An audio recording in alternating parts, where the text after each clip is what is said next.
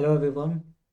In this video, we are going to start one word substitution that is related to AMU as well as JMI. So हम previous videos में इनकी theory देख चुके हैं, जो भी हमने इम्पोर्टेंट वन वर्ड सब्स्टिट्यूशंस करने थे। इस क्लास में हम करने वाले हैं इनके कुछ क्वेश्चंस। इसकी ख़ास बात ये रहेगी इन क्वेश्चंस की कि हम आज तक AMU लॉ में AMU BLLB में जितने भी 2003 से लेकर 2025 तक वन वर्ड सब्स्टिट्यूशंस आए हैं, इस क्लास में आपको कम्प्लीटली मिल जाएंगे। प्लस इसकी PDF आपको टेलीग्राम पर मिल जाएगी। जितने भी अलीग फाउंडेशन के स्टूडेंट्स हैं वो लोग तो ज़ाहिर है उनके पास तो अवेलेबल होगी ही, एंड जो लोग इसको ख़ुद से प्रिपरेशन कर रहे हैं, सेल्फ स्टडी कर रहे हैं, अगर कोई एक्सटर्नल स्टूडेंट्स हैं या फिर इंटरनल भी हैं, जितने भी स्टूडेंट हैं वो लोग टेलीग्राम से इस ये PDF आपको प्रॉपरली मिल जाएगी। एंड इसकी जो पुरानी थ्योरी है ये भी आपको मिल जाएगी, so don't worry about it. ये आप कहाँ से ले सकते हैं? आप सर्च कीजिए अलीग फाउंडेशन, टेलीग्राम पर आप सर्च करेंगे अलीग फाउंडेशन चैनल, तो वहाँ से कहीं ना कहीं आपको जो है ये PDF मिल जाएगी वहाँ पर, ठीक है। और एग्जैक्टली मैं ग्रुप का नेम आपको और बता दूंगा क्या है ग्रुप का नेम, ठीक है। So without wasting any further time let's begin. जनाब, यहाँ पे आपको एक अच्छी चीज़ मिलेगी, और ये सब AMU BLLB के ही प्रीवियस ईयर क्वेश्चन पेपर्स हैं। एंड यहाँ पर आप साइड में देखिए, यहाँ पर आपको एक टैग मिलेगा कि 2003, ठीक है। सो जितने भी ये क्वेश्चन हैं इस पर आपको सब जगह आपको टैग मिल जाएगा कि ये कब कब क्वेश्चन आए थे आपके एग्जाम में। प्रीवियस ईयर क्वेश्चन पेपर्स ही हैं सब के सब जितने भी हैं ये, तो आपको ये एक टैग मिल जाएगा, ठीक है। चलिए शुरू करते हैं हम। सो ये 2003 की बात है। आई बिलीव कि कुछ बच्चे आप में से उस वक्त पैदा भी नहीं हुए होंगे, ठीक है। 2003 की पैदाइश होगी आपकी बाद में उसकी। तो चलिए शुरू करते हैं। यहाँ पर क्वेश्चन ये कह रहा है, इफ़ लॉस आर अबोलिश्ड। यहाँ पर क्वेश्चन क्या कह रहा है? If laws are abolished it will create, ठीक है। अगर लॉ ही नहीं रहेंगे तो क्या हो जाएगा? ओलिगार्की, एरिस्टोक्रेसी, सोशलिज्म या फिर अनार्की। देखिए, हम बहुत अच्छे से जानते हैं, हम डायरेक्ट क्वेश्चन के थ्रू नहीं बल्कि ऑप्शन के थ्रू जाते हैं, ठीक है। सो ओलिगार्की क्या होता है? Oligarchy means rule by few people, ठीक है। So rule by few people, जहाँ पर कुछ लोगों का राज होता है उसको बोलते हैं हम oligarchy. What does it mean aristocracy? Aristocracy means rule by novels, ठीक है। रूल बाय नॉवल्स या फिर एलीट क्लास, नॉवल्स हम कहें या फिर एलीट क्लास बोल सकते हैं। ये हम अपनी प्रीवियस जो वीडियोस हैं उसमें हम लोग देख चुके हैं बहुत easily. And what is socialism? Socialism is a economic system, तो इससे हमें मतलब नहीं है, इकोनॉमिक सिस्टम है ये। यहाँ पर कोई रूल की बात नहीं की जा रही है, इट्स एन इकोनॉमिक सिस्टम, ठीक है। सोशलिज्म आपने इकोनॉमिक्स में पढ़ा होगा, so it's an economic system, economic system. अब यहाँ पर क्या पूछा है कि अगर लॉ ही नहीं रहेंगे, अगर लॉ ही ख़त्म कर दिए जाएं तो क्या, वो क्या चीज़ क्रिएट करेगी? That would B अनाकी। अनाकी हमने देखा भी था, नो गवर्नमेंट। आप अगर ये पुरानी वीडियोस में आएंगे तो यहाँ पर लिखा होगा कहीं ना कहीं, ये है, देखिए यहाँ पर देखिए आप, अनाकी। अनाकी मीन्स नो गवर्नमेंट। आर्की क्या है? जहाँ पर भी हमें आकी दिखाई देगा it will denote rule, government और form of power. And N क्या होता है? एन का मतलब नो होता है, ठीक है। ये प्रीफिक्स हो जाएगा जो कि हमारा, आप इसको लैटिन कहिए या फिर ग्रीक वर्ड कहिए, हमें मतलब नहीं है लैटिन है या फिर ग्रीक है, हमें इसके मीनिंग से मतलब है, ठीक है।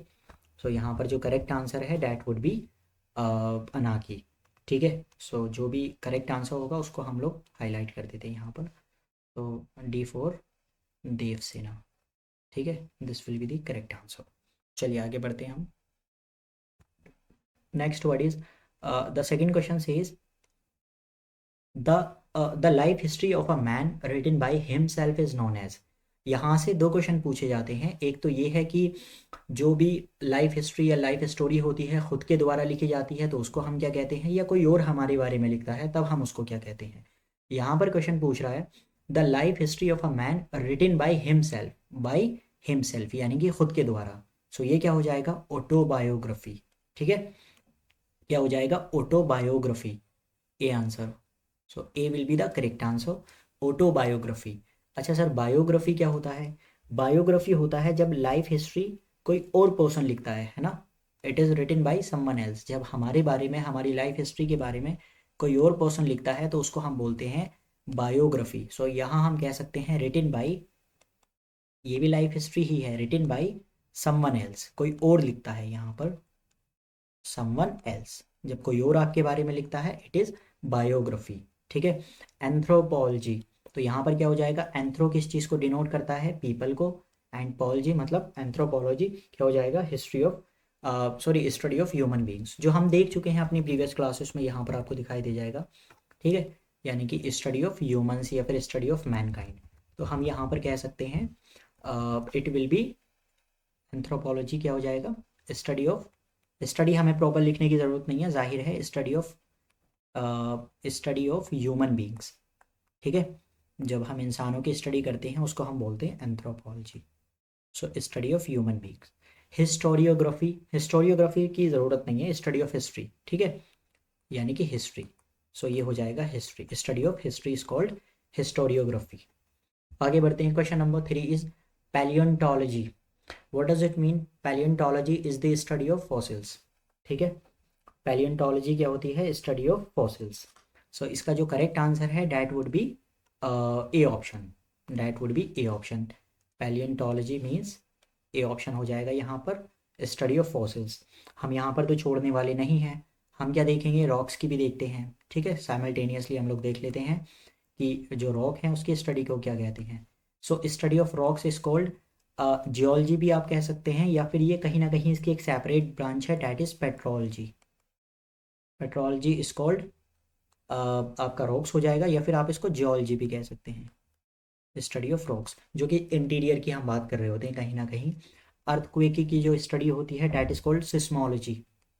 ठीक है, सिस्मोग्राफ होता है जिससे हम इसको मेज़र करते हैं, बाकी इसकी जो स्टडी है that would be seismology. And study of plants is called botany, ये तो सभी को पता होगा, study of plant is called botany. तो the correct answer is a, fossils. Palaeontology means study of fossils. Question number 4 is you will find a bookkeeper. Bookkeeper को हम कहाँ पे फाइंड करेंगे, कहाँ पर हमें मिलेगा। सर क्या वो म्यूजियम में मिलेगा, बिल्कुल भी नहीं। क्या हमें लाइब्रेरी में, हाँ it could be. Publishing house में बिल्कुल भी नहीं, एंड अकाउंटेंट के ऑफिस में भी नहीं। हमें बुक कीपर जो है कहाँ पर मिलता है, हमें लाइब्रेरी में मिलता है। ठीक है, सो लाइब्रेरी में जो भी पर्सन बैठे होते हैं जब हम बुक इशू कराते हैं उनको बुक कीपर कहा जाता है। ठीक है, जो भी हमारी बुक को इशू करके देते हैं या फिर बुक को, लाइब्रेरी में जो पर्सन होते हैं जो बुक की देखभाल करते हैं उनको हम बुक कीपर कहते हैं। सो ये हो जाएगा। नेक्स्ट वर्ड इज होमिसाइड, ये भी हम देख चुके हैं क्या है। देखिए इसका जो आंसर है, correct answer is killing of one person by another person. कोई भी पर्सन किसी पर्सन की हत्या करता है, कोई भी पर्सन हो सकता है। ठीक है, one human being another human being की जब भी मर्डर करता है, हत्या करता है, उसको होमिसाइड कहते हैं। It's a general term. ठीक है, बाकी हम देख चुके हैं कि फादर की हत्या को क्या कहते हैं, पेट्रिसाइड, मदर की मैट्रिसाइड, पैरिटिसाइड, एक्सोरिसाइड, बहुत सारे साइड होते हैं, फ्रेट्रिसाइड। ठीक है, तो यहाँ पर कोई भी एक जनरल टर्म है, इट्स अ जनरल टर्म। कोई भी पर्सन किसी और अनदर ह्यूमन बीइंग की हत्या करता है उसको हम होमिसाइड कहते हैं, ये आप हमेशा याद रखना, कई बार क्वेश्चन पूछा भी है ये। अच्छा एक चीज़ और है, वैसे तो आप लोग लॉ की तैयारी कर रहे हैं अभी फ़िलहाल, अभी आप लोग एस्पिरेंट्स हैं, लेकिन जब आप लॉ में एंटर हो जाएंगे उस वक्त आपको ज्यूरिस्प्रूडेंस में ये सारी चीज़ें पढ़ने के लिए मिलेंगी, और आपको लीगल स्टडीज़, लीगल लैंग्वेज का एक पेपर होता है, वहाँ पर भी आपको लीगल टर्म्स पढ़ने के लिए मिलेंगी। एक चीज़ मैं आपके लिए एक्स्ट्रा बता रहा हूँ, all murders are homicides but not all homicides are murders. ये चीज़ आपको फाइंड आउट करनी है। क्या मैं बता रहा हूँ इस पर, देखिए बताने को मैं भी क्लैरिफाई कर सकता हूँ, लेकिन आप लोग थोड़ा सा अपना दिमाग लगाइए यहाँ पर। क्या बात कर रहे हैं हम, ऑल मर्डर्स आर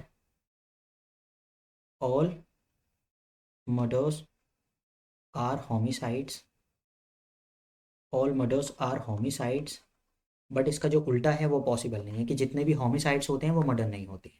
तो ये चीज़ आपको फाइंड आउट करनी है, all murders are homicides but not all homicides are murders. ये चीज़ आपने देखना है कि मैं कहने की क्या कोशिश कर रहा हूँ या फिर ऐसा क्यों नहीं है। चलिए आगे बढ़ते हैं। डेमोग्राफर, ठीक है, यहाँ पर क्वेश्चन कह रहा है कि जो डेमोग्राफर है वो रिलेटेड है पीपल से। इन the same way flat list related किससे हो जाएगा, हम देख चुके हैं फ्लैट लिस्ट किस चीज़ से रिलेटेड होता है, स्टडी ऑफ स्टैम्प की हम बात कर रहे होते हैं। ठीक है, डेमोग्राफी क्या होती है sir, demo means people, graphy means study. So demography is related to people, जाहिर सी बात है स्टडी ऑफ पीपल को हम डेमोग्राफी बोलते हैं। इन the same way flat list क्या होती है, या उस पर्सन को हम डिनोट कर रहे हैं। फिलहाल we are talking about a person, that person who measure या फिर हु फाइंड आउट। डेमोग्राफर क्या हो जाएगा, वो पर्सन है जो कि स्टडी करता है। ऐसे ही फ्लैट लिस्ट है जो कि स्टडी कर रहा है वो पर्सन।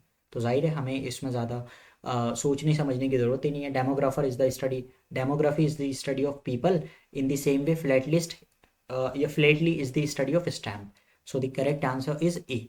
ठीक है, यहाँ पर जो करेक्ट आंसर है वो क्या हो जाएगा, that would be a option. यहाँ पे करेक्ट तो ये हो जाएगा। फोटोग्राफी की हमें ज़रूरत है नहीं। फोटोग्राफी मतलब आप जानते हैं फोटोग्राफी क्या बोलें, इसमें स्टडी ऑफ फोटोज बोल सकते हैं। फॉसिल्स हम पीछे देख चुके हैं। फॉसिल्स क्या होता है, स्टडी ऑफ पैलियंटोलॉजी। ठीक है, पैलियंटोलॉजी जो कि आपका ये था third question, study of fossils is called palaeontology. तो ये भी हमें करने की ज़रूरत नहीं है, आगे बढ़ते हैं। ठीक है जनाब, चलिए next word is intense desire to collect books. जहाँ पर भी बुक्स की बात आएगी that would be biblio. Biblio हम देख चुके हैं कि ये क्या होता है sir, it's a root word. ठीक है, जहाँ पर भी आपको प्रीफिक्स में रूट वर्ड दिखाई देता है बिब्लियो, हमेशा it will talk about books. तो जहाँ पर भी बिब्लियो आएगा वो क्या शो करेगा सर, बुक्स को शो करेगा। ये हम देख चुके हैं। अब यहाँ पर मैनिया है। मैनिया क्या होता है sir, mania is another root word. Mania हमने देखा था कहीं ना कहीं पागलपन को शो करता है, मैडनेस को शो करता है। ठीक है, डिज़ायर को शो करता है। सो यहाँ पर जो collect, intense desire to collect books would be, हमें जो है हम कह सकते हैं बिब्लियोमैनिया। तो करेक्ट आंसर यहाँ पर हो जाएगा बिब्लियोमैनिया। इसी के साथ साथ हम देख लेते हैं मोनोमैनिया, प्लूटोमैनिया या फिर निम्फोमैनिया। अब जनाब देखिए, जहाँ जहाँ पर भी मैनिया बात की जा रही है इसका मतलब कहीं ना कहीं इंटेंस डिज़ायर की हम बात कर रहे हैं। इसमें तो किसी को कोई प्रॉब्लम नहीं होगी। मैनिया यहाँ पर भी, मैनिया यहाँ पर भी, एंड यहाँ पर भी मैनिया, कहीं ना कहीं पागलपन की बात कर रहे हैं। आप जानते हैं प्लूटो, हम देख चुके हैं प्लूटोक्रेसी। प्लूटोक्रेसी क्या होता था, रूल बाय रिच पीपल। यही तो था ना, प्लूटोक्रेसी क्या था, रूल बाय रिच पीपल। अगर आप लोगों को याद हो तो पीछे हमने किया था, रूल बाय रिच पीपल। ऐसे ही यहाँ पर प्लूटोमेनिया है। सो प्लूटो किस चीज़ को डिनोट करेगा सर, प्लूटो डिनोट करेगा रिचनेस को या फिर वेल्थ को। मैनिया किस चीज़ को, किसी चीज़ की ऑब्सेशन को या फिर इंटेंस डिज़ायर। तो हम यहाँ लिख सकते हैं intense, intense desire, intense desire, intense desire with wealth. ठीक है, ये हो जाएगा प्लूटोमेनिया। अच्छा, निम्फोमेनिया क्या होता है, निम्फोमेनिया हम कह सकते हैं intense desire, intense sexual desire in women is called nymphomania. Intense sexual desire in women is called nymphomania. ठीक, in women nymphomania. Monomania, monomania would be, we can say intense, intense desire with one idea, intense, intense desire with one idea, with one idea।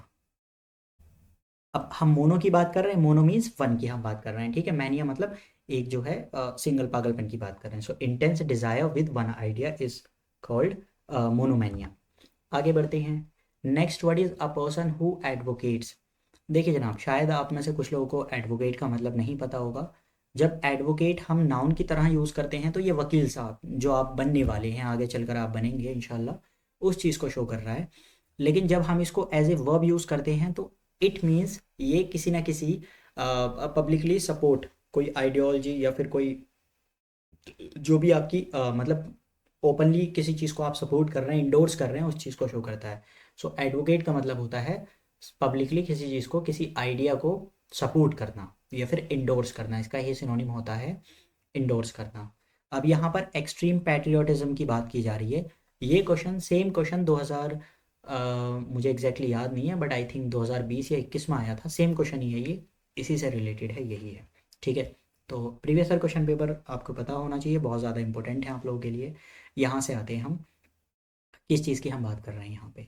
So option के through चलते हैं। Communism हम जान चुके हैं economic ideology होती है। ठीक है, तो ये इससे कोई मतलब नहीं है। कम्युनिज्म क्या हो जाएगा, इकोनॉमिक आइडियोलॉजी की बात की जा रही है। पैसिज्म क्या होता है, पैसिज्म ऑथोरिटेरियन पॉलिटिकल आइडियोलॉजी की बात की जा रही होती है, ऑथोरिटेरियन रूल की यहाँ पे। तो हम यहाँ लिख देते हैं ऑथोरिटेरियन।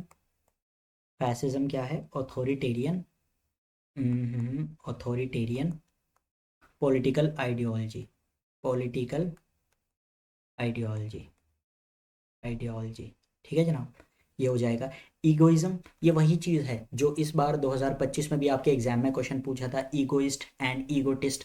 तो जो वो नाउन फॉर्म है, मतलब एक स्टेट को शो कर रहा है, डैट वुड बी ईगोइज्म। अब ईगो आपको पता है ईगोइस्ट कौन पर्सन होता है, एक होता है ईगोइस्ट, इसी से रिलेटेड होता है ईगोटिज्म, या फिर आप इसको ईगोटिस्ट भी कह सकते हैं, यहाँ से आपका वर्ड बन जाएगा ईगोइस्ट भी बन जाएगा।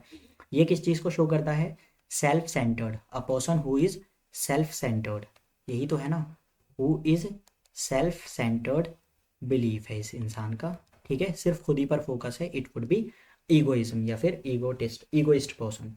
एक ही बचा है, डैट इज चौविनिज्म। चौविनिज्म या फिर चौविनिस्ट हैज़ टू मीनिंग्स, ये जो हमारे पास वर्ड है, इट हैज़ टू मीनिंग्स, ठीक है। चौविनिज्म के दो मतलब होते हैं, नीचे हम लोग करते हैं, मैं ऑलरेडी करा भी चुका हूँ, अगर आप प्रीवियस वीडियोस देखेंगे PYQ की, जो यहाँ पर ही आपको मिल जाएंगी, तो वहाँ पर आपको देखने के लिए मिलेगा कि मैं ऑलरेडी करा भी चुका हूँ। देखिए, हु इज़ चौविनिस्ट पर्सन, चौविनिस्ट कौन होता है, चौविनिस्ट हैज़ टू मीनिंग्स, कौन, एक तो वो इंसान है जो सोचता है who think one gender, one gender is superior to others, one gender is superior, sorry I am sorry, man are superior to women, ठीक है। हु थिंक, चौविनिज्म या फिर चौविनिस्ट कौन होता है, who think man are, man are superior, ठीक है, man are superior to women, जो मैन होते हैं वो सुपीरियर होते हैं वेमेन से, उसको हम चौविनिस्ट बोलते हैं कि आपकी चौविनिस्टिक या फिर चौविनिस्ट सोच है आपकी, ठीक है। दूसरा मतलब होता है इसका ओवरली या फिर एक्सट्रीम, या फिर हम कह सकते हैं इसको, ठीक है, एक्सट्रीम ही बोलेंगे जाहिर है, ओवरली या फिर blatantly over patriotic, blatantly, blatantly over patriotic, over patriotic, जिस इंसान के अंदर देशभक्ति ज़्यादा भरी है, उसको भी हम बोलते हैं, क्या होता है वो सर, उसको भी हम कहते हैं चौविनिज्म, ठीक है, चौविनिस्ट। सो ये हो जाएगा ओवरली, ओवर पैट्रियोटिक, पैट्रियोटिक, ठीक है, एक्सट्रीम देशभक्ति बढ़ी है। तो यहाँ पर वही बात की जा रही है कि कोई पर्सन है जो कि ज़्यादा ही एक्सट्रीम पैट्रियोटिज्म की बात कर रहे हैं, एक्सेसिव या फिर एक्सट्रीम पैट्रियोटिज्म की बात करते हैं, तो हम उसको बोलेंगे चौविनिज्म। चौविनिस्ट हैज़ टू मीनिंग्स, एक वो इंसान है जो सोचता है कि जो मैन है वो सुपीरियर होते हैं वेमेन से, दूसरा इसका मतलब होता है जो एक्सट्रीम लेवल की आपके अंदर देशभक्ति भरी होती है, उसको भी हम बोलते हैं चौविनिस्ट, ठीक है। तो ये आंसर इसका करेक्ट हो जाएगा।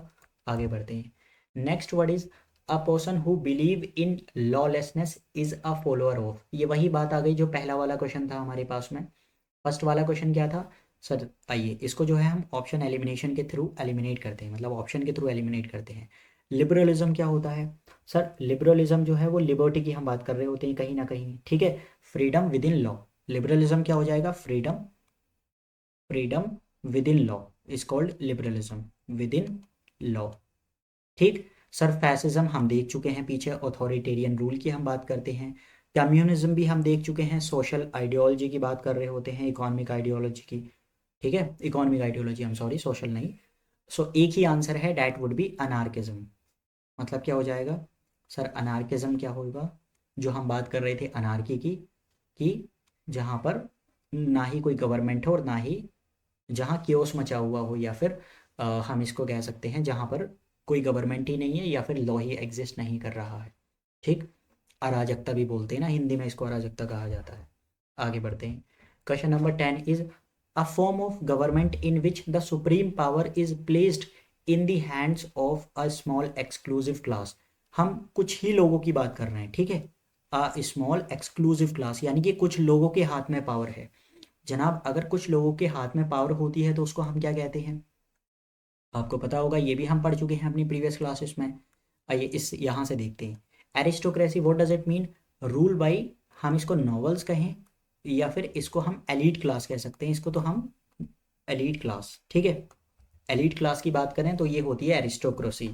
अनार्की हम देख चुके हैं कई बार, जहाँ पर नो गवर्नमेंट हो, नो गवर्नमेंट या फिर नो लॉ, ठीक, नो गवर्नमेंट, ये हो जाएगा अनाकी। ठीक। डेमोक्रेसी मतलब हो जाएगा लोगों के द्वारा जो गवर्नमेंट हो, पीपल की, लोगों की जो गवर्नमेंट है, लोगों के द्वारा जो किसके हाथ में होती है, power in the hand of people, in the hand of people. So सिर्फ और सिर्फ एक ही होगा, that would be oligarchy. Oligarchy का क्या मतलब था, रूल बाई फ्यू पीपल, कुछ लोगों के द्वारा जहाँ गवर्नमेंट हो उसको हम ओलिगार्की बोलते हैं। So it would be rule by few people. बार बार इसका आपको रिवीजन करना है एंड बार बार आपको जो है इस पीडीएफ को देखना है। ठीक है, इस वीडियो को भी आप देख सकते हैं। आगे बढ़ते हैं। Next word is a study of population statistics is called. पीछे हमने देखा था क्या होती है, स्टडी ऑफ पीपल या फिर स्टडी ऑफ पॉपुलेशन क्या हो जाएगा, डेमोग्राफी। ठीक। यहाँ पर हम स्टडी की बात कर रहे हैं, डेमोग्राफी, ग्राफी मतलब स्टडी की हम कहीं ना कहीं। सर डेमोक्रेसी क्या होता है, डेमोक्रेसी कहीं ना कहीं रूल को शो करता है, यानी कि लोगों के द्वारा जहाँ पर रूल किया जाता है उसको हम बोलते हैं डेमोक्रेसी। हम यहाँ कह सकते हैं power in the hand of the people, elected people हैं उसको हम डेमोक्रेसी कहते हैं। ठीक। ये कोई वर्ड नहीं होता जो डी है, इट्स इनकरेक्ट स्पेलिंग। हाँ, ये एक वर्ड होता है disarray. Disarray, disarray is a verb. It means a state of confusion. ठीक है, इट मीन्स क्या हो जाएगा, अ स्टेट ऑफ कंफ्यूजन और disorder. So a state of confusion, a state of confusion और disorder, disorder is called disorder. ठीक है, so the answer is B, demography. Next word is the extermination of an ethnic, racial और cultural group. Sir पूरे के पूरा जो एक group है उसको ही आपने क्या कर दिया, उसकी ही हत्या कर दी, प्रॉपर पूरा जितना भी ग्रुप था, कोई रेशियल ग्रुप, एथनिक है या फिर रिलीजियस ग्रुप है ना, एक पर्टिकुलर एरिया में आपने जितने भी लोग थे सबको ही मार दिया, तो उसको हम क्या बोलते हैं sir, it would be genocide. ये भी हम देख चुके हैं जेनोसाइड। सर ये क्या होता है, मैट्रिसाइड मीन्स मदर, है ना, किलिंग ऑफ मदर। मैट्रिसाइड मतलब किलिंग ऑफ मदर, पेट्रीसाइड मतलब किलिंग ऑफ फादर। ठीक। Regicide killing of a king, killing of a king. तो एक ही ऑप्शन है, डैट वुड बी जेनोसाइड। पूरी प्रॉपर आपने जो रेस है, पूरी रेस की ही हत्या कर दी, उसको हम बोलेंगे जेनोसाइड। आगे बढ़ते हैं। A religious body exercising political power is called. देखिए रिलीजियस, जहाँ भी रिलीजन की बात की जाएगी, जहाँ पर भी गॉड की बात की जाएगी, जहाँ पर हमें रिलीजियस बिलीफ की बात की जाएगी, हमेशा हम किस चीज़ की बात करेंगे, थियो की बात करेंगे। ये हम देख चुके हैं थियो अपनी क्लास में। थियो जो है वो किस चीज़ को शो करता है, रिलीजियस बिलीफ या फिर गॉड को। क्रसी क्रसी क्रसी, क्रसी किस चीज़ को शो करेगा, रूल बाई। ठीक है, सो एरिस्टोक्रेसी हम देख चुके हैं। एरिस्टोक्रेसी क्या होता है, रूल बाई एलीट क्लास या फिर नोबल क्लास। ठीक है, ये तो सभी को पता होगा, पीछे हम कई बार कर चुके हैं।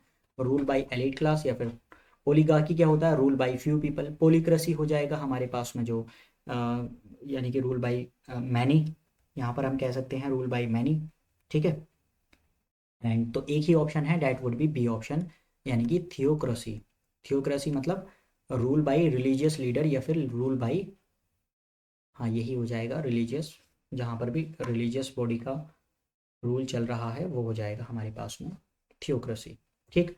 आगे बढ़ते हैं। One who hates women, women king. Actually ये किंग नहीं, यहाँ पर काइंड होना चाहिए। ठीक है, ये काइंड हो जाएगा, but an spelling error. So इसका आप ख्याल रखिएगा, it would be kind. One who hates women kind. देखिए जनाब, जहाँ पर भी आपको मीसो दिखाई देता है, ये मीसो, सर मीसो किस चीज़ को डिनोट करता है, मीसो ये भी हमारा एक रूट वर्ड है। मीसो का मतलब होता है हेटेड। मीसो मतलब क्या हो जाएगा, हेटेड। ये शो करेगा नफरत को, जहाँ जहाँ पर भी मीसो आएगा it will always show hated, नफरत को।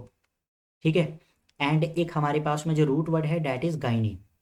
नेक्स्ट जो रूट वर्ड है डैट इज गाइनी। ठीक। जहाँ पर भी गाइनी है हमेशा ये किस चीज़ को शो करेगा, ये हमेशा वुमेन को शो करेगा। ठीक है, सो ये हमारे पास में वेमेन को शो करेगा।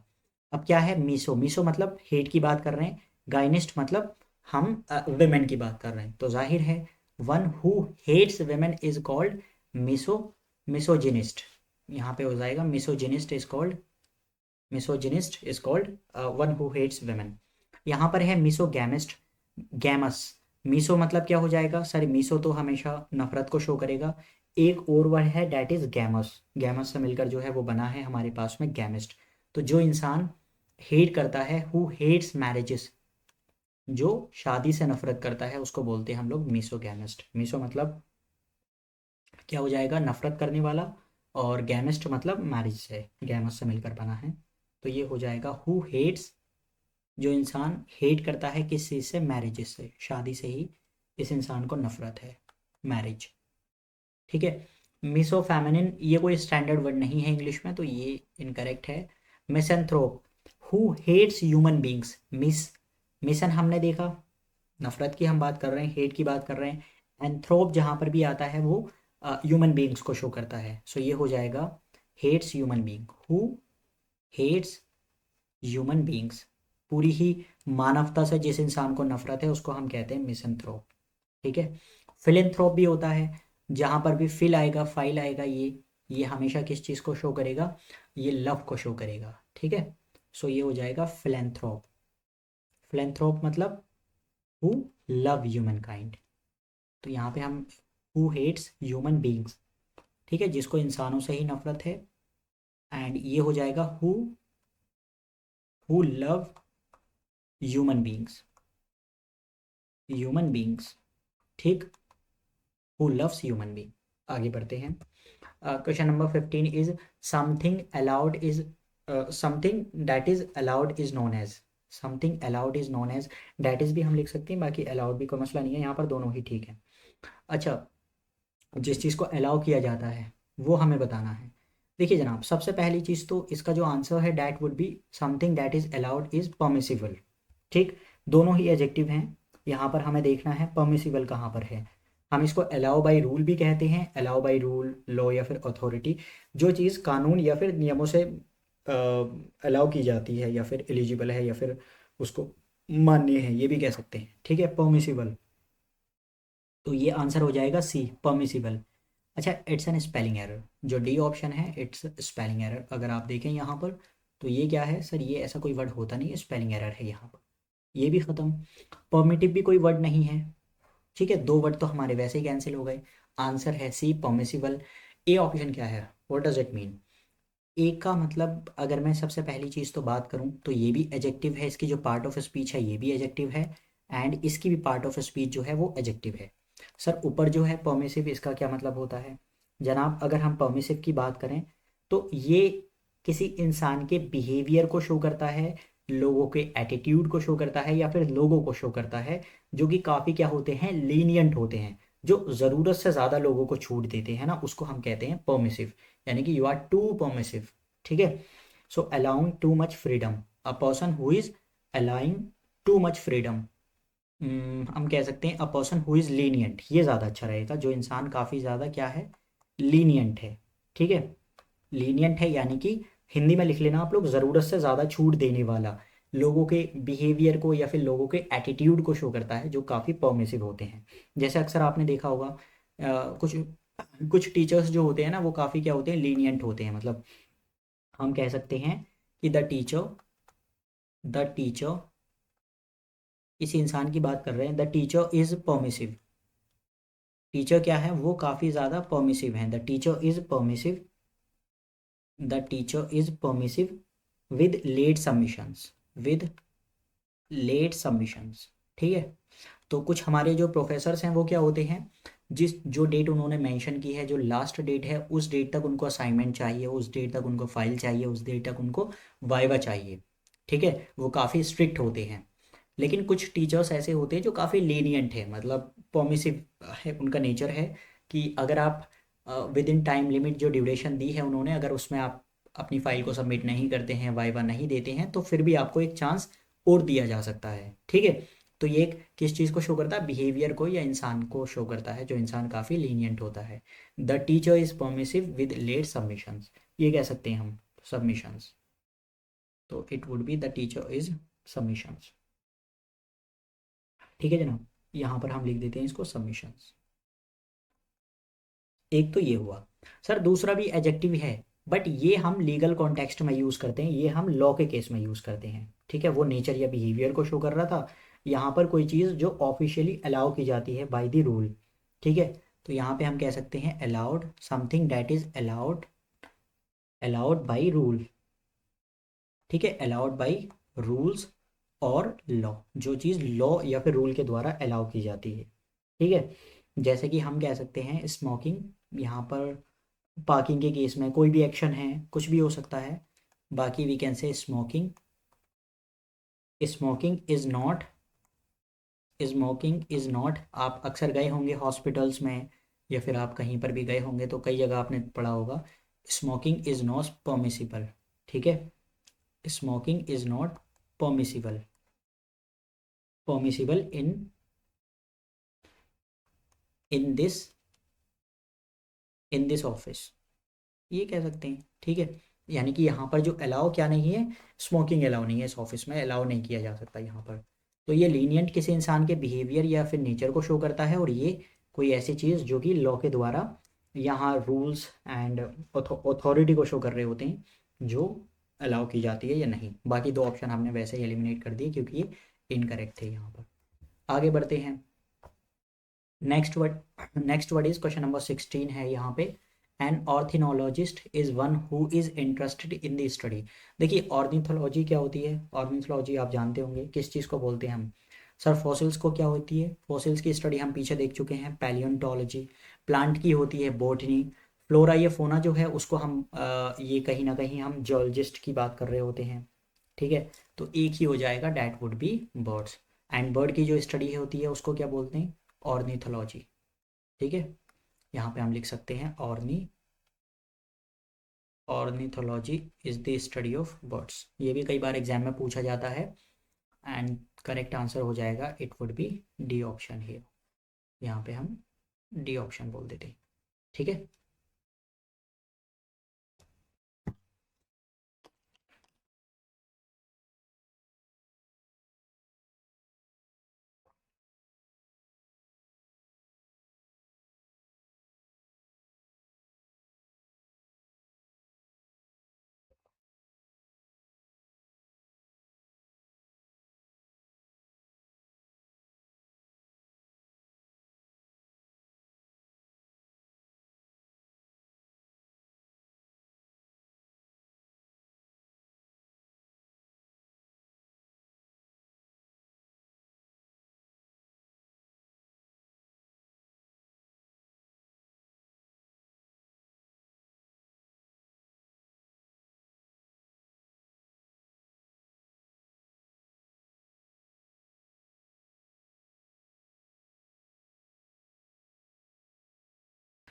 The next word is the creator of a design और प्लान फॉर बिल्डिंग इज।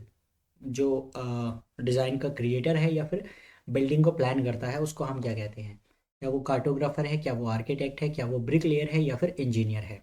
ठीक, तो आइए देखते हैं। देखिए जनाब, इंजीनियर जो है वो किस चीज़ को शो करता है, अपनी टेक्निकल नॉलेज को जो अप्लाई करता है, अपनी टेक्निकल नॉलेज को अप्लाई कर रहा होता है किसी भी बिल्डिंग पर। यहाँ पर जो है वो डिज़ाइन और प्लान की हम बात नहीं कर रहे हैं। ठीक, सो यहाँ पे जो है देखिए डी ऑप्शन तो होगा नहीं। ब्रिक लेयर कौन होता है, ब्रिक लेयर किसको बोलते हैं, a person who lays brick, ये भी नहीं हो सकता।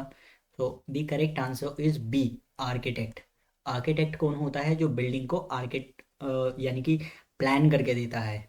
ठीक है, जो क्रिएट करता है, उसका मैप क्रिएट करता है, पूरी प्लानिंग के बारे में बताई जा रही होती है बात, उसको हम बोलते हैं आर्किटेक्ट। सर कार्टोग्राफर कौन होता है, या फिर कार्टोग्राफी क्या होती है, cartography is the study of map. And यहाँ से ही एक पर्सन को हम बोलेंगे कार्टोग्राफर हो जाएगा, जो इंसान क्या कर रहा होता है, इसको हम कह सकते हैं map, a person who is map maker, जो नक्शों को बनाता है, मैप को बनाता है। ठीक है, study of map is called cartography, and वो जो पर्सन है that would be map maker is called cartographer.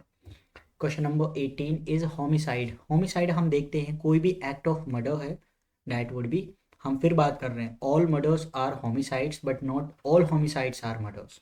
ये चीज़ आपको फाइंड आउट करनी है। ठीक है, जूरिस्प्रूडेंस में आपको पढ़ने के लिए मिलेगा। आगे बढ़ते हैं, an act of the next word is the science dealing with the study of poisons. ठीक है, स्टडी ऑफ पॉइजन की हम बात कर रहे हैं। यहाँ पे हम क्या बात करेंगे, जहर की बात कर रहे हैं ना। ठीक है, पॉइजन की जो स्टडी है उसको हम क्या कहते हैं जनाब। ऑप्शन एलिमिनेशन के थ्रू हम लोग देखते हैं ऑप्शन के थ्रू कि क्या क्या है। ठीक है, first option is virology. Virology is the study of viruses, ठीक है, virology is the study of viruses. जितने भी वायरस होते हैं उनकी जो स्टडी है उसको हम कहते हैं स्टडी ऑफ यानी कि वायरोलॉजी, ठीक है। टॉक्सिकोलॉजी देखते हैं, osteology, osteology is the study of bones, हड्डियों की जो स्टडी है उसको हम कहते हैं ऑस्टियोलॉजी, ठीक है। एंड एंटोमोलॉजी, ये हम पीछे भी देख चुके हैं, is the study of insects, ठीक है। Entomology is the study of insects. So एक ही है, that would be B option, B option is correct here. Toxicology, toxicology is the study of poisons. आगे बढ़ते हैं। A person who renounce, renounce का मतलब आप जानते होंगे, रिनाउंस का मतलब होता है किसी चीज़ को त्याग देना, ठीक है। A person who renounces the world and practises self discipline in order to attain salvation. Okay, देखते हैं ये स्केप्टिक कौन होता है। स्केप्टिक भी हम जो भी हमारे PYQ थे उसमें हम लोग ऑलरेडी देख चुके हैं।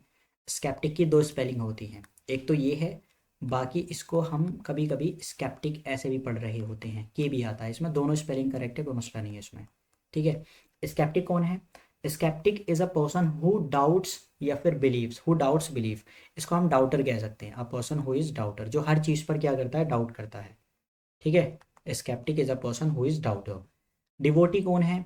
डिवोटी जो इंसान जो डिवोटेड है, ठीक है, but not necessarily renouncing the world is called devotee, हम कह सकते हैं। तो जो इंसान कौन है? समवन हु इज डिवोटेड, वो हो जाएगा।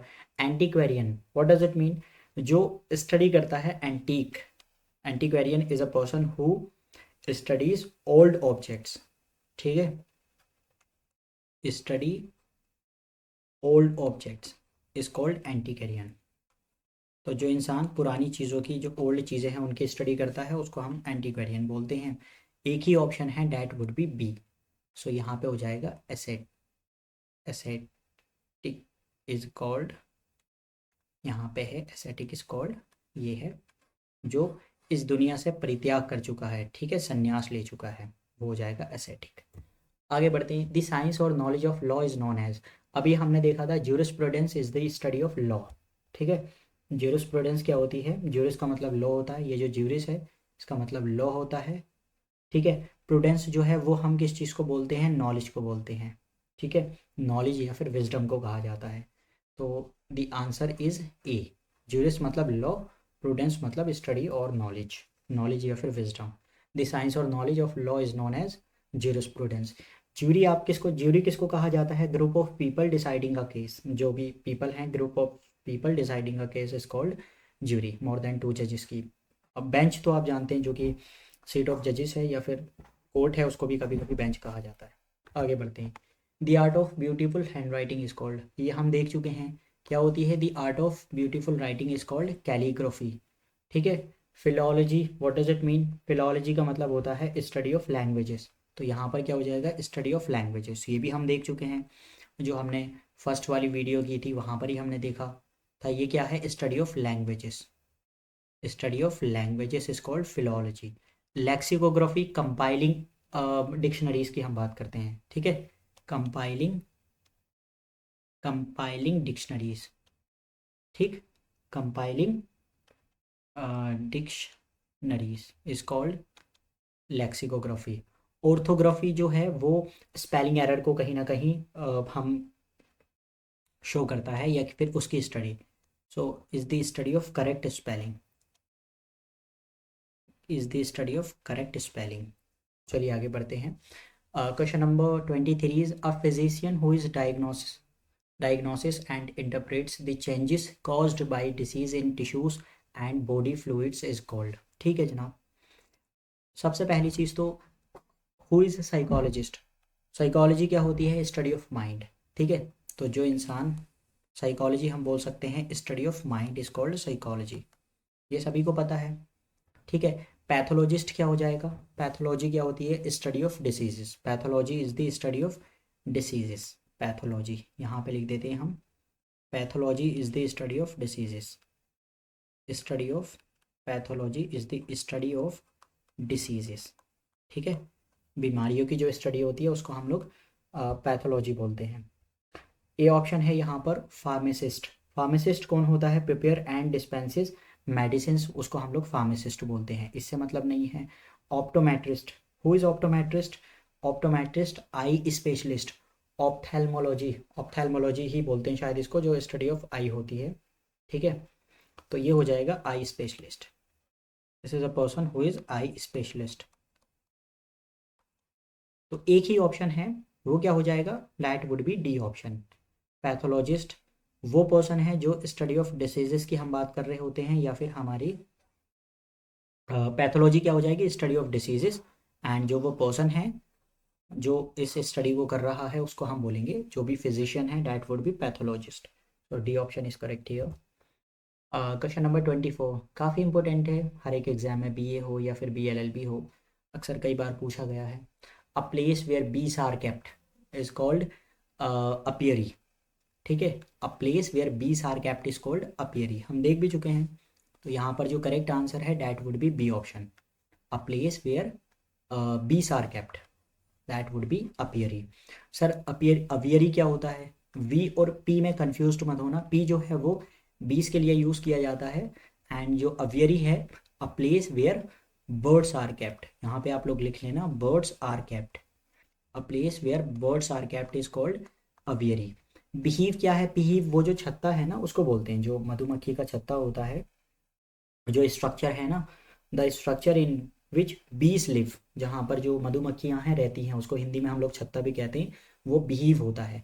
नेक्टर क्या है? What does it mean? Sweet liquid जो होता है, जो कि बीस के द्वारा कलेक्ट किया जाता है, उसको हम लोग नेक्टर बोलते हैं। वी कैन से स्वीट, जो शहद होता है वही, sweet liquid collected by the बीस इज कॉल्ड नेक्टर। आगे बढ़ते हैं। Question number 25 is the state of being lost in thought is. देखिए कराने को मैं इसको करा सकता हूँ, I don't have any issue, लेकिन ये क्वेश्चन मैं एज ए होमवर्क दे रहा हूँ आप लोगों को। मैं होमवर्क क्यों दे रहा हूँ? क्योंकि ये आप अगर इसमें डेट देखें तो यहाँ पर आपको दिख जाएगा AMU BLLB 2020 लिख रहा है, ठीक है। तो ये क्वेश्चन जो है ना वो आपके लिए होमवर्क है। होमवर्क कुछ भी नहीं है, होमवर्क जैसा इसका मैं आंसर भी नहीं बताऊंगा, बताने को मैं बता सकता हूँ, लेकिन ये मैंने 2020 का, जब आप प्रीवियस ईयर क्वेश्चन पेपर में जाएंगे इसी वीडियो में आप चले जाइए, यहाँ पर ही आपको मिल जाएगा। सो आपको वहाँ पे 2020 की, ठीक है, प्रीवियस ईयर क्वेश्चन पेपर मिलेगा, वहाँ पे मैंने कराया है। कराने को देखिए I don't have any issue, Phantom क्या होता है मैं बता दूंगा, भूत जो भी घोस्ट है उसको बोलते हैं, रेवरी क्या होता है, डे ड्रीमिंग की, पैलिम्सेस्ट क्या होता है, कोई राइटिंग है उस राइटिंग पर आप दोबारा लिख रहे हैं, ठीक है, कोई भी स्क्रिप्ट की राइटिंग पर उसको बोलते हैं, क्यूरियो एक ऑब्जेक्ट होता है। तो इस टाइप से आप लोग समझ भी गए होंगे ऑप्शन क्या आना चाहिए। लेकिन मेरा आपको एक रिकमेंडेशन या फिर एडवाइस या सजेशन रहेगी कि ज़रूर 2020 वाली वीडियो जाइए, उसको देखिए, उसके थ्रू आपको इस क्वेश्चन का तो आंसर मिलेगा ही, साथ ही साथ में आपको और भी जो 2020 का पेपर था उसके भी और सारे आंसर्स मिल जाएंगे। तो ये आपका काम मैं एज ए होमवर्क में दे रहा हूँ, ये आप देख लीजिएगा, ठीक है। अच्छा एक चीज़ और है, जो भी बच्चे हैं, कई सारे बच्चे हैं, जाहिर है आप लोग प्रिपरेशन कर रहे होंगे AMU BLLB की, हो सकता है कि आप लोगों का सिलेबस हो चुका होगा, मे बी आप लोग सेल्फ स्टडी कर रहे हो, मे बी आप लोग कहीं ना कहीं किसी कोचिंग के थ्रू अपनी स्टडी कर रहे हो। सो मेरा सजेशन ये रहेगा कि एक बार आप लोग जो है, जाहिर है आप लोग तैयारी तो कर ही रहे हैं, हो सकता है खुद से तैयारी कर रहे हों, एक बार आप अली फाउंडेशन में ज्वाइन करके देखिए ज़रूर कि कैसे पढ़ाई की जा रही है, क्या चल रहा है, टेस्ट में कितने मार्क्स आ रहे हैं, एक एक बार आप लोग जो है ज्वाइन करके देखिए, ताकि आपको पता लग पाए अपनी प्रिपरेशन का कि आप कहाँ पर अभी लाई करते हैं, ठीक है। दो ऑप्शन है, आप चाहें तो अभी हमारा बैच कंटिन्यू है, आप चाहें तो प्रॉपर बैच भी ले सकते हैं, जिसमें कि आपको reasoning, GS, legal, mathematics, English, ये सारी चीज़ों की तैयारी कराई जाएगी, रिकॉर्डेड एंड लाइव दोनों ही फॉर्म में है। दूसरी चीज़ ये है कि अगर आप लोग आप लोग को लगता है कि नहीं यार मेरी तो जीएस बहुत अच्छी है, मेरी तो मैथमेटिक्स बहुत अच्छी है, और अगर मेरा सिलेक्शन रहता है तो सिर्फ और सिर्फ इंग्लिश की वजह से रहता है, कोई मसला नहीं है, आप लोग सिर्फ और सिर्फ इंग्लिश का बैच भी परचेज़ कर सकते हैं, बहुत ही ज़्यादा अफोर्डेबल प्राइस में होगा, बहुत ज़्यादा नहीं है उसका प्राइस। तो आप चाहें तो आप सिर्फ और सिर्फ इंग्लिश के लिए भी बात कर सकते हैं, ठीक है। इंग्लिश पे इन चीज़ों के बात करने के लिए आप जो है अलीग फाउंडेशन की वेबसाइट पर जाइए, वहाँ से पता लग जाएगा आपको, नहीं तो आप इस वाले नंबर पर कॉन्टैक्ट करके यहाँ से पता कर सकते हैं, ठीक है। तो ये चीज़ें हैं, क्योंकि काफ़ी सारे बच्चों के डाउट आ रहे होते हैं, काफ़ी सारे बच्चों के मैसेजेस आते हैं टेलीग्राम पर। तो यहाँ पर आप डायरेक्टली कॉल करके और सिर्फ इंग्लिश का बैच भी परचेज़ कर सकते हैं, ताकि आपको पता लग पाए कि तैयारी बोलते किसको हैं, या फिर आप ऑलरेडी ड्रॉपर हैं। तो ड्रॉपर्स के लिए तो स्पेशली मैं सजेस्ट करूँगा, क्योंकि आप लोग ऑलरेडी 1 साल वेस्ट कर चुके हैं, आगे भी कुछ पता नहीं क्या हो क्या नहीं हो। और इंग्लिश ही वो डिसाइडिंग फैक्टर है जो कि आपको मेन कैंपस दिला सकता है। इंग्लिश ही वो चीज़ है जो आपको सिलेक्शन दिला सकती है। बस यहीं तक इसको हम लोग रखते हैं, बाकी बहुत जल्द नेक्स्ट वाली क्लास में हम कंप्लीट करेंगे जो रिमेनिंग 25 हमारे क्वेश्चंस रहते हैं। और बहुत